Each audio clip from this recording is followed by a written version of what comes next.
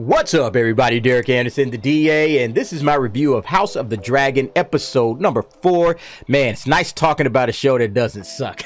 This episode, Daemon and Rhaenyra really took center stage.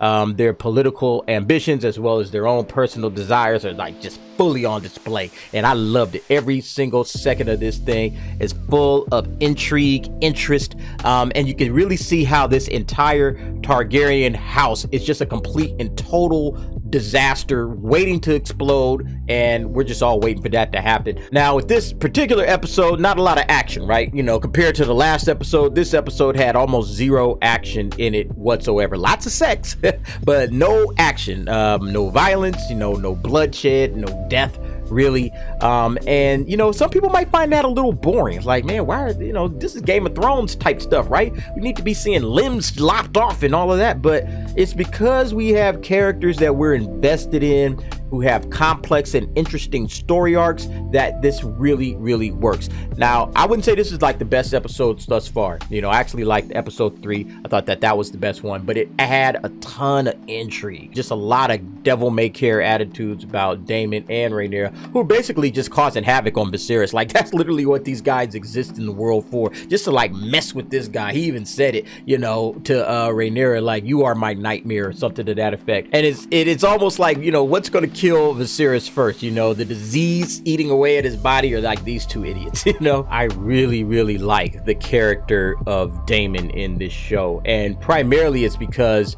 he isn't as obvious as he might appear, right? Like, we all kind of think we know what Daemon is trying to do and what he's up to and what he's attempting to accomplish, and then every episode he kind of surprises you, right?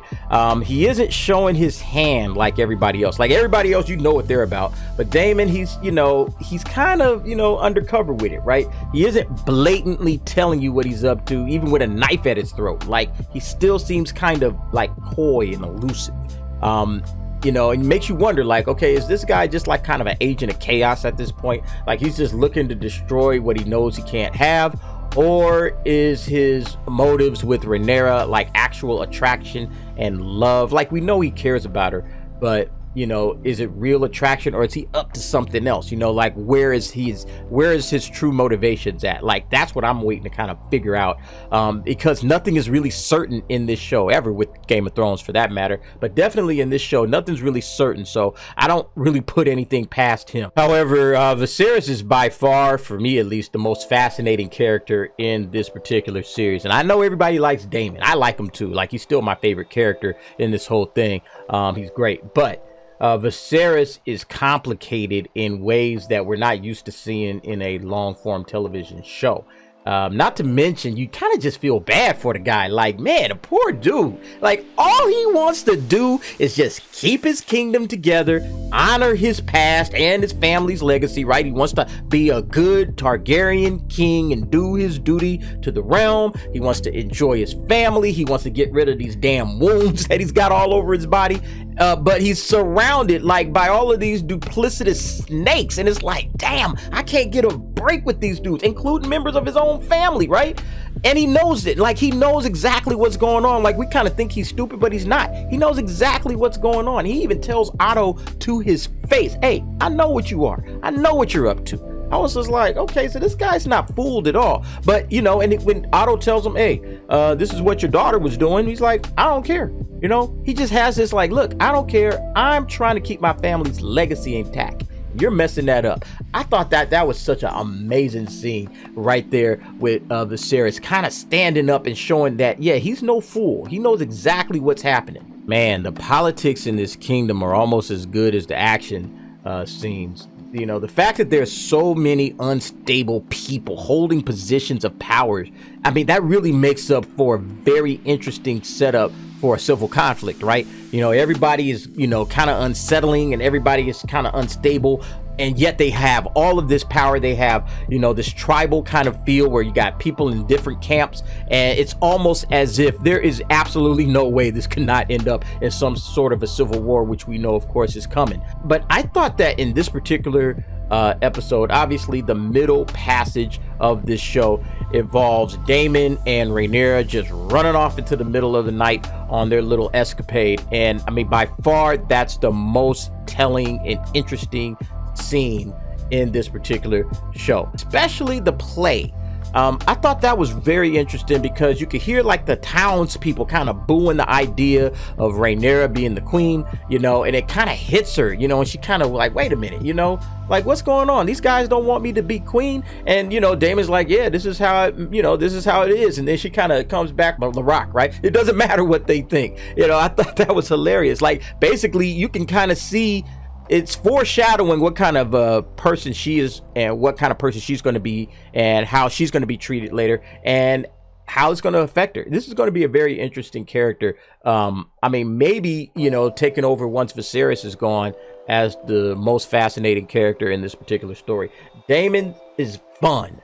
He's exciting. His character is dynamic. Matt Smith's doing a great job. But in terms of the character work and, you know, building out the character, I see Viserys and Rhaenyra like right there neck and neck. You know, they are very, oh my God, just very, very interesting and compelling characters and stories that you want to see. Okay, I want to see what happens next. And it has nothing to do with action. It has nothing to do with bloodshed. It has everything to do with the story that's being told about these two. And then finally we get to Otto. Like Otto, I thought was doing pretty good, you know, but in this one he just completely overplayed his hand by divulging what he found out about Rhaenyra to Viserys as soon as he did. But he's right about, I think, how this thing is all going to play out. Clearly, you know, he actually understands what's going to happen. Like they are never going to accept her as a queen. You got to do what it is you got to do, buddy. That's just the truth of the matter, right? And that's true. Yeah, he had a hand in kind of manipulating all the events, from his daughter, manipulating her, trying to get his grandson to be the heir to the kingdom. You know, I understand all of that. But what I don't understand is if he's just angling for his own place of power, or if he is truly trying to keep the realm and the Targaryen family from just pretty much tearing themselves apart. Okay, because you can see it coming. And he's like, look, here's what you need to do. It's kind of like Lionel Strong. He's giving them advice saying, look, this is where it needs to go. You may not want this. You may not like this. You heard from the people out there, you know, fans I'm referring to. You heard from the people in the town. Hey, they don't want a queen. So if he leaves this woman in place, if he leaves his daughter in place as the next heir, yeah, Otto is basically saying it's going to tear itself apart and it's going to destroy the realm, you know?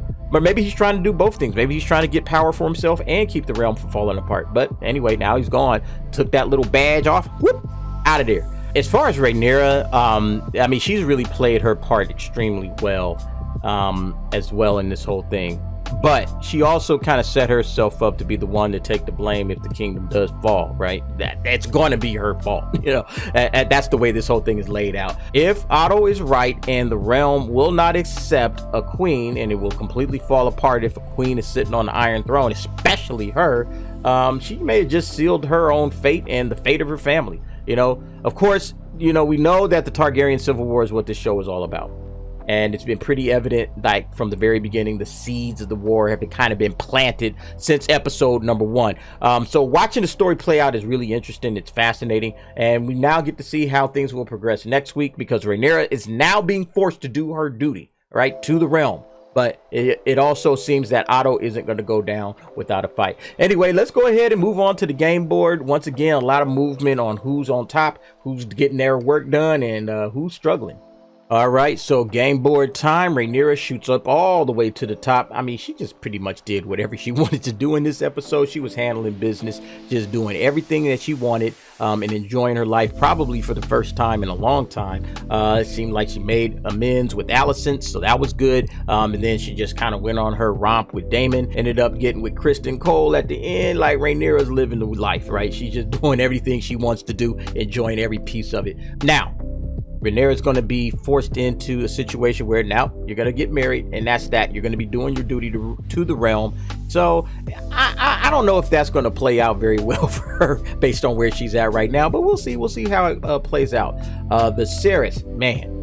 Viserys is, like I said, he's the most fascinating character in this show so far. And the way that this guy's been, you know, trying to hold it together while being manipulated by everybody under the sun, but seeing through it all and yet just saying, hey, biting his tongue, clearly keeping it together so that he can enjoy his family, try to keep the kingdom right, try to do his duty to the realm, try to be a good king, trying to take care of his family's legacy, like the whole 9 yards. All of this stuff is on his shoulders, like heavy is the head that wears the crown, right? Absolutely. He is proving it. And, you know, he's dealing with all of these people. Everybody on this board that you see right here is just messing with this dude in one way or another. Maybe except Alicent. Alicent seems to actually care about him and is trying to help him out. Daemon, you know, kicked up out the kingdom again. Man, this dude can't keep his...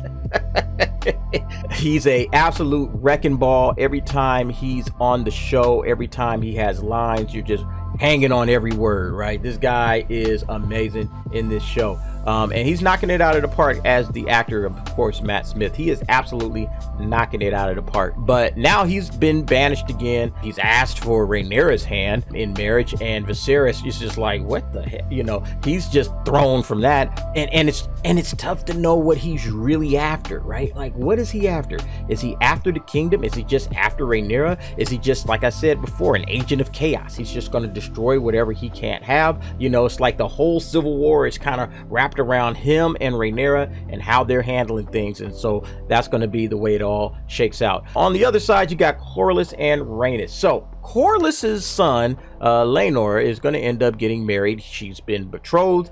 It's going to happen, right? So he's going to end up marrying Rhaenyra, and that kind of elevates them in their situation a little bit more because they were kind of on the outs without any claim to the throne or anything like that. So now that's going to definitely make him care more about Rhaenyra's claim as heir than, you know, Viserys' son. So that's going to, you know, definitely, you know, cause some issues. Not only that, but we know that Otto has now been booted. That was Corlys's main rival. It was clear as crystal that the two of them didn't like each other. So Otto being out as the hand kind of bumps Corlys up a little bit. Maybe he can slide back in as the hand. I don't know if that's going to be what happens, but that's going to be a very interesting one to watch. Alicent, yeah, man. I mean, Alicent's the good one in this whole scenario. But again, I still see it as she is playing the game very, very well. She's doing exactly what she needs to do. And, you know, making that connection to Viserys was very important. And now she has set herself up for possibly a queendom. Now, here's the problem. Does she want it? Okay, she's saying that she doesn't want it. With this Game of Thrones franchise, you just never take anybody at their word. At least I don't. And then, of course, down there at the bottom is Otto. I don't know where Otto's next play is. He gotta really be careful of how he moves going forward. Viserys looks like he's just one smart remark away from putting this dude's head on a block and chopping it off. So I think that Otto is just going to be very, very careful how he moves going forward, and, you know, try to maybe stay out of Viserys' way, you know, just retire quietly and just handle all of his stuff from the shadows like he should have been doing in the first place. I never would have said anything about Rhaenyra. I don't know what this dude was thinking when he blurted that out. But anyway, folks, that's it for House of the Dragon episode 4. Once again, I thought it was just an amazing episode, probably the second best episode, right behind episode 3. But all of these episodes are phenomenal. Great writing and acting job on everybody's part. All right, I want to thank you all for watching. See you next time.